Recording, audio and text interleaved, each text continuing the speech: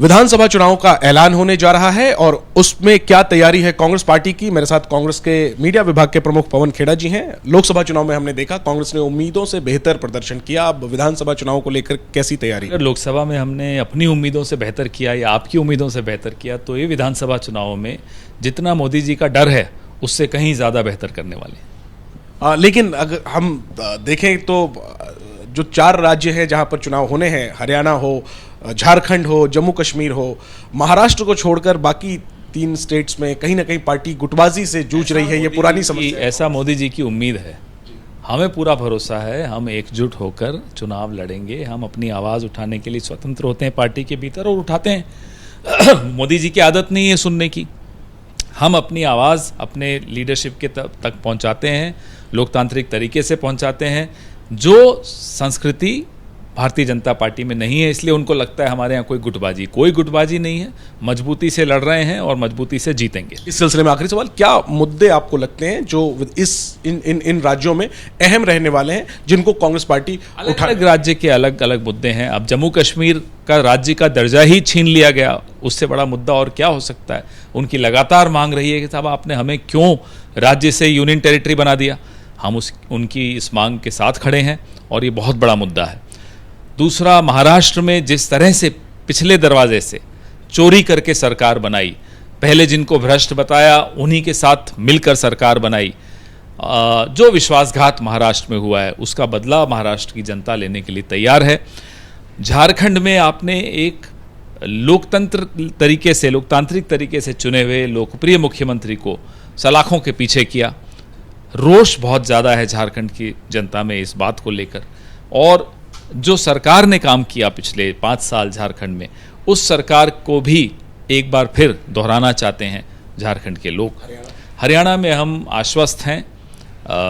जो धोखा किसानों के साथ हुआ, पहलवानों के साथ हुआ, जवानों के साथ हुआ, वो अग्निवीर हो, वो बृजभूषण शरण सिंह वाला मामला हो, या किसानों को जो आपने वादे किए थे और जो वादा खिलाफी की वो हो, तमाम मुद्दे भारतीय जनता पार्टी को शिकस्त देंगे। कांग्रेस को उम्मीद है कि 4-0 ये रहेगा, पूरी तरह से 4-0 रहेगा। और अब मोदी जी की सरकार का सूरज ढल रहा है।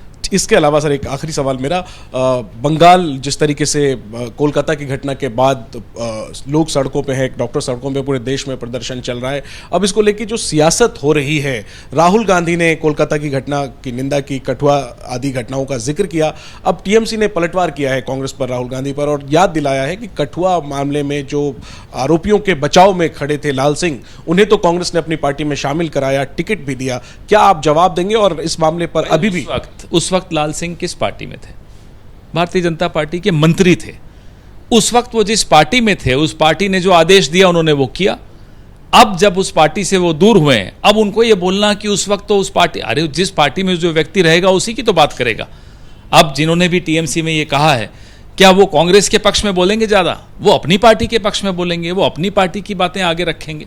तो जिस पार्टी की जो सभ्यता या संस्कृति है, उसके नेता और उसके मंत्री वही सभ्यता और वही संस्कृति अपनाते हैं। उस वक्त लाल सिंह भाजपा में थे। भाजपा की संस्कृति है कि बलात्कारियों के पक्ष में खड़े होना। वो ना केवल कठुआ में हुआ, वो उन्नाव में भी हुआ, वो हाथरस में भी हुआ, और अनेक अलग अलग उदाहरण आपको मिलेंगे जहां भाजपा के लोग बलात्कारियों के पक्ष में खड़े हुए मिले। बिल्किस बानो एक बहुत बड़ा उदाहरण है। तो कायदे से तो सर ऐसी घटना पर सियासत होनी नहीं चाहिए, लेकिन यहाँ तो ये दिख रहा है कि आपस के जो सहयोगी हैं वो भी एक दूसरे पे सवाल खड़ा कर रहा हूं, क्यों नहीं होनी चाहिए सियासत?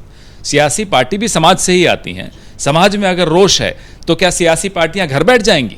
वो अपनी आवाज उठाएंगी, उस रोष के साथ अपनी आवाज को जोड़ेंगी।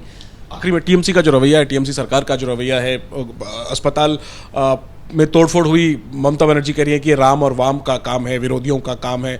अभी भी एक किस्म से जिम्मेदारी से बचने की कोशिश। मैं नहीं मानता कि वो जिम्मेदारी से बच रही हैं। पुलिस उनके पास है, जांच एजेंसियां उनके पास हैं।